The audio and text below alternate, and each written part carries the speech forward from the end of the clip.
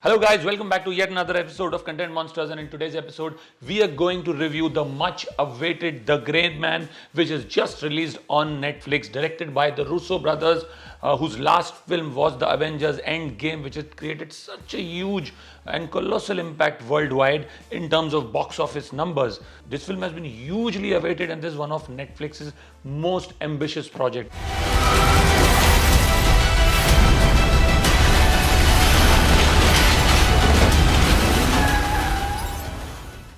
The principal star cast of this film comprises Chris Evans, Ryan Gosling, Billy Bob Thornton, Renee Jean Page, Anna de Armas, Julia Butters, Jessica Henwick, and Dhanush. Yes, Dhanush also features in this film, and that's what got a lot of people in India also excited. People are wondering whether it's a blink and miss role or is there a decent role that Dhanush has in this film.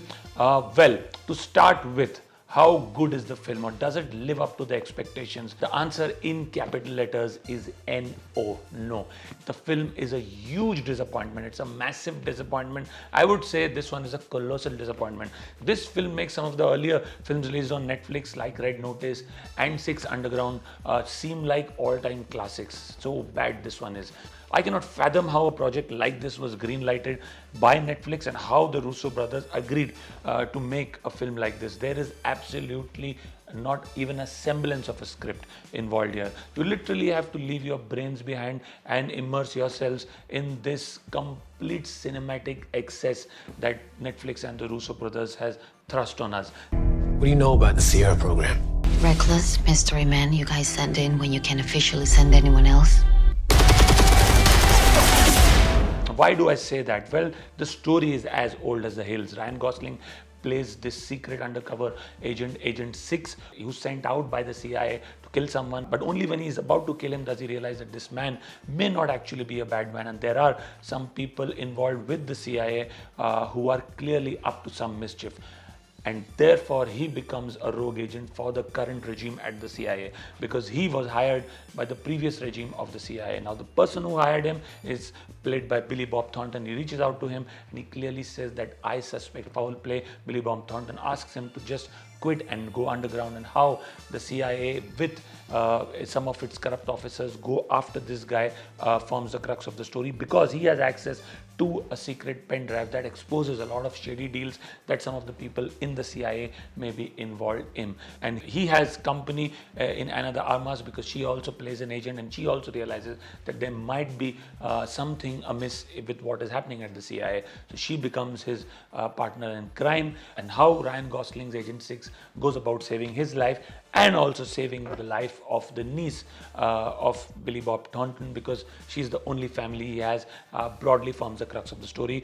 In terms of the filming, you can expect every cliche that exists in cinema like this to be present in this film. You have the protagonist Ryan Gosling running across from one country to the other, the standard set of drone shots every time he reaches another country, similar montages, the text depicting the name of the country coming in. There is nothing in this film, either in terms of story or in terms of treatment, that you haven't seen before.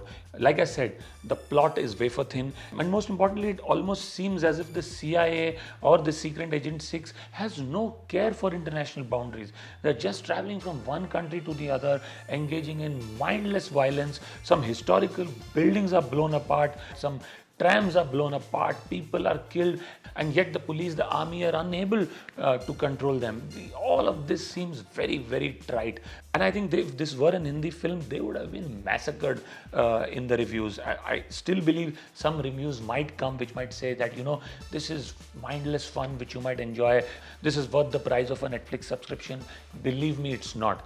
This is one of the worst original films to be released on Netflix recently.